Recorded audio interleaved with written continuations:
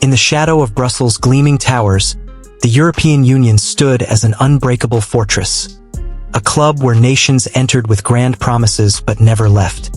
Until 2016, when Britain, defiant and proud, voted for Brexit, sending shockwaves across the continent.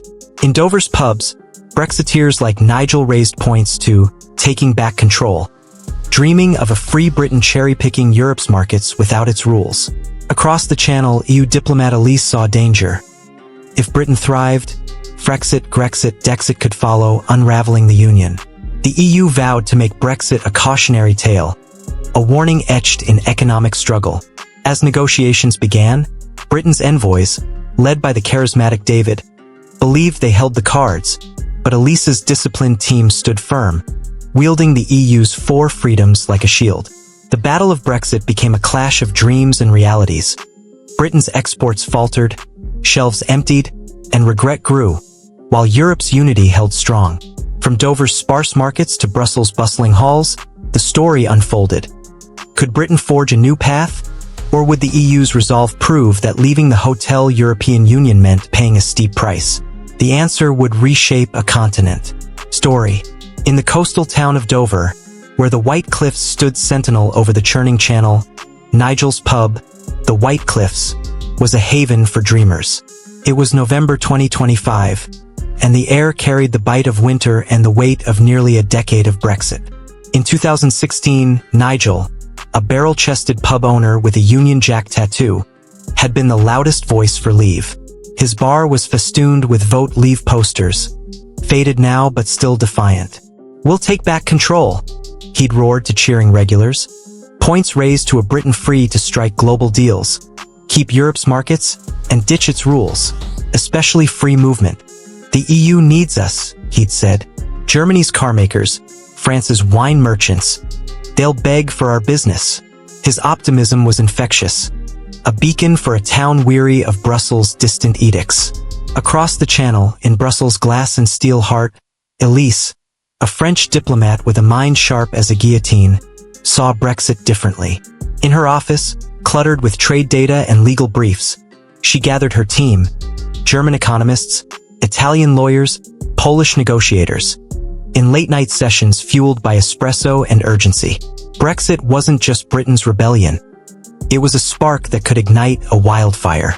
If Britain thrives outside, she warned, Marine will push Frexit in Paris, Athens will murmur Grexit, Amsterdam will whisper exit. Our union could unravel. The EU's mission was clear: make Brexit a cautionary tale, a warning carved in economic hardship to silence Europe's skeptics. "No cherry-picking," Elise declared, her voice steady. "The 4 freedoms, goods, services, capital, people, are indivisible." The negotiations began in 2017, a high-stakes chess match. Britain sent David, a suave minister with a gambler's grin, to lead its charge. In London's war room, maps of trade routes pinned to the walls, he rallied his team. "Germany sells 1 in 5 cars to us," he said, adjusting his cufflinks. "They won't risk their exports. We'll get the single market without the baggage." David envisioned a bespoke deal: tariff-free trade, no free movement, prosperity without bureaucracy. But in Brussels, Elise's team was a fortress of discipline. They'd studied every angle, their unity forged in smoky rooms. When David arrived, expecting to charm Berlin or Paris, Elise met him with a cool stare. "The EU speaks as one," she said.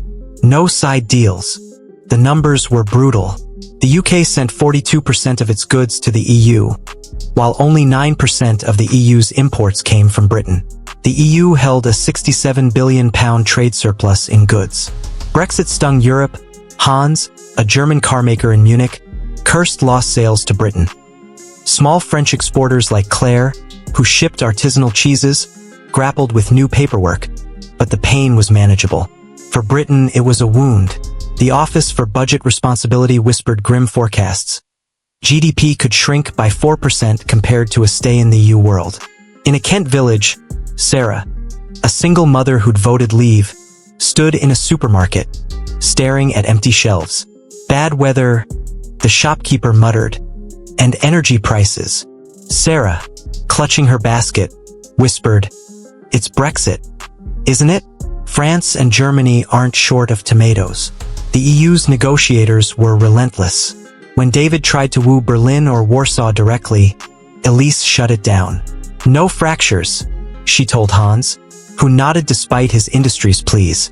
When Britain balked at a £35 billion bill for EU bureaucrats' pensions, Elise's response was icy, "Pay or no deal." David's charm faltered. The EU's bureaucratic machine, honed by decades of trade deals, ground on. The Economist later called it a masterclass in unity, a take-it-or-leave-it stance that left Britain scrambling. Nigel, watching the news in his pub, felt the first cracks in his optimism.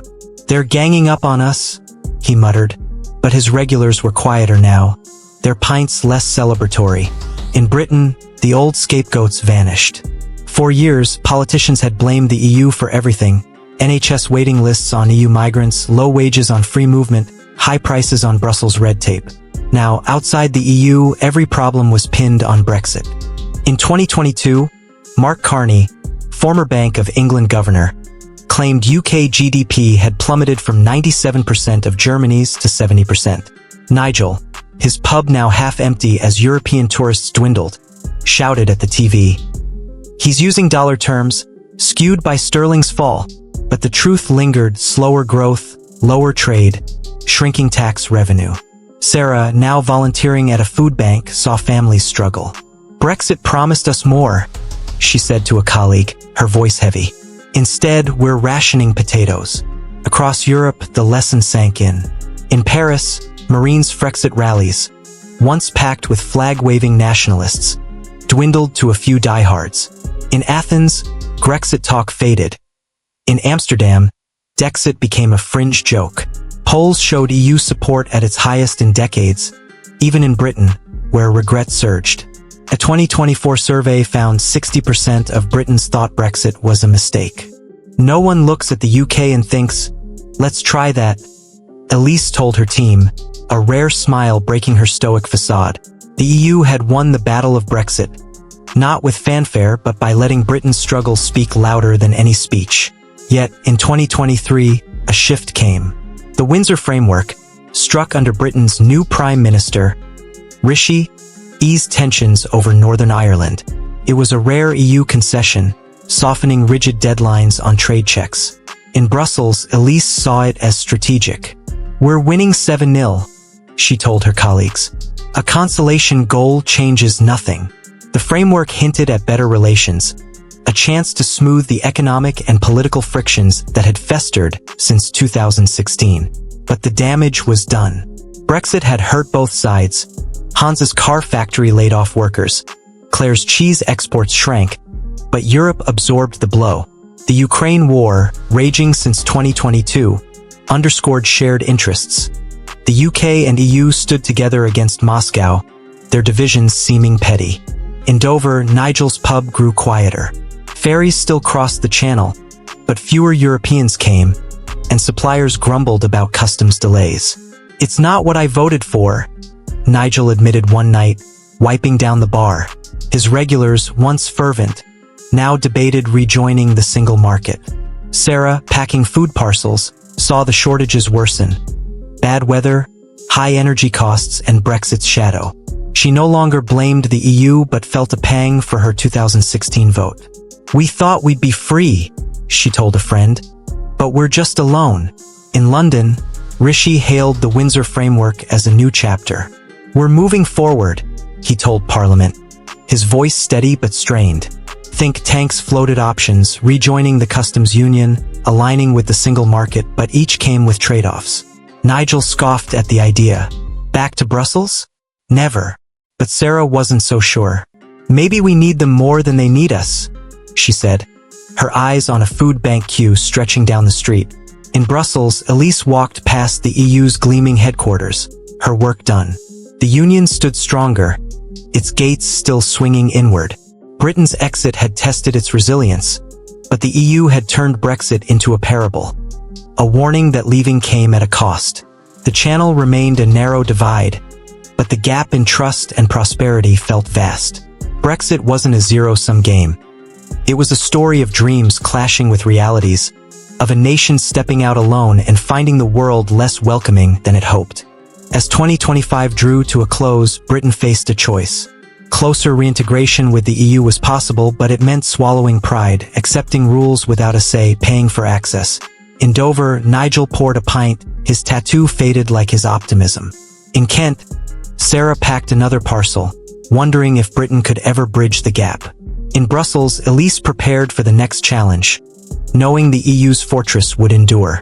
The tale of Brexit was a lesson in consequences, a reminder that you could leave the Hotel European Union, but its facilities, its markets, its stability came at a price.